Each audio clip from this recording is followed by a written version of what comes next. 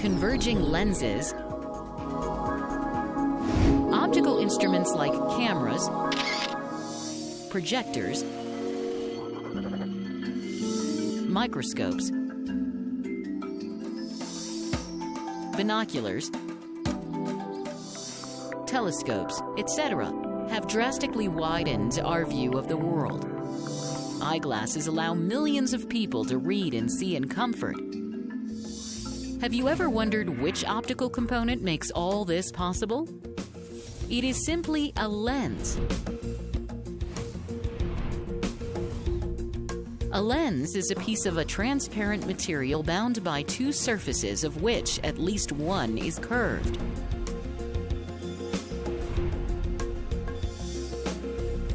A lens bound by two spherical surfaces, bulging outwards, is called a biconvex, or simply a convex lens.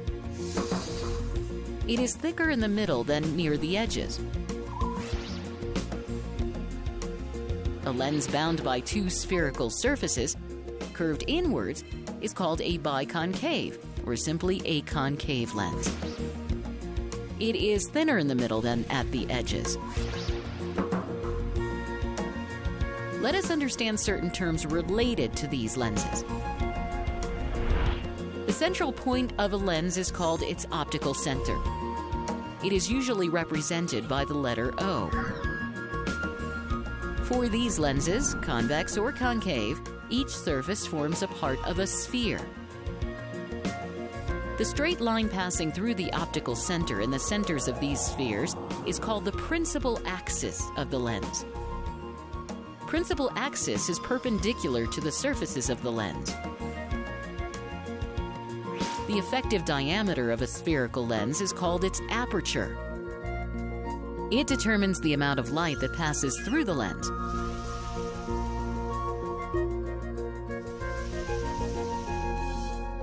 Here, we shall confine our discussion to thin lenses whose aperture is much less than its radius of curvature. Let us understand the basics of refraction of light through a convex lens. A convex lens may be thought of as an arrangement of a number of portions of triangular prisms with a very small glass slab at the center. The base of each prism points towards the principal axis of the lens. We know that a ray of light incident on a prism bends towards its base and then emerges out. Now, let us see what happens when a beam of light parallel to the principal axis strikes the lens. We can see that these rays undergo refraction as they enter the lens and leave it. First, they bend towards the base of the respective prisms and then emerge bending towards the principal axis.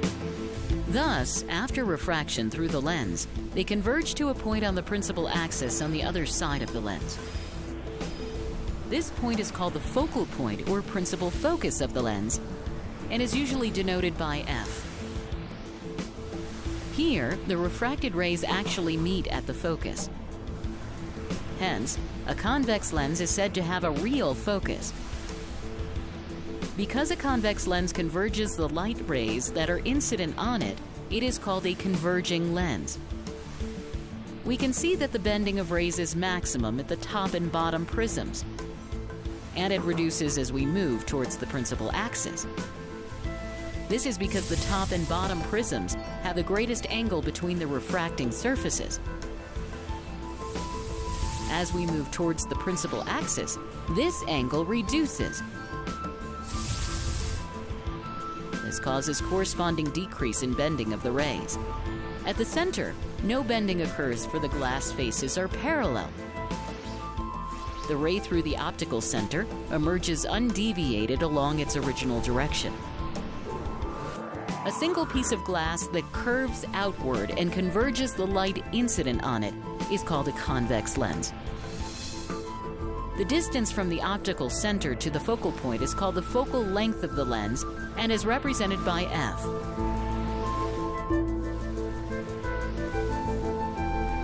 According to the sign convention, the focal length of the convex lens is positive. Thicker lenses having greater curvature bend the light more and thus have shorter focal length. Hence, thicker convex lenses have more converging power. Let us see what happens if the parallel beams incident on the lens are inclined to the principal axis. After refraction through the convex lens, they converge to certain points in a plane containing the focal point. The plane passing through all such points, perpendicular to the principal axis, is called the focal plane of the lens. What if light rays parallel to the principal axis are incident on this lens from the other side? This lens has the same effect on light incident from the other side.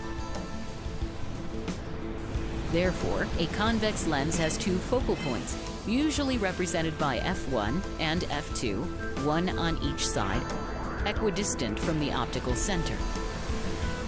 According to the principle of reversibility of light, a ray of light passing through the focal point of the convex lens emerges on the other side of the lens parallel to its principal axis. Having understood the action of convex lenses on various rays of light, let us now see how they form images. For different positions of the object, a convex lens forms images of varying sizes and nature at different locations.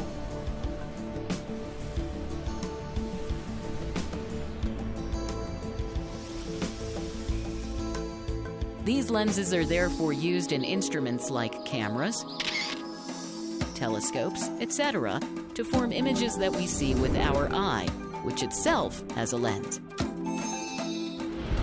Summary. A lens is a piece of a refracting medium bound by two surfaces, at least one of which is curved. A convex lens is thicker in the middle than at the edges. A lens may be thought of as an arrangement of a set of tiny prisms with a very small glass slab at the center. The focal point of a convex lens is the point on its principal axis where the light rays incident parallel to the axis converge after refraction through the lens.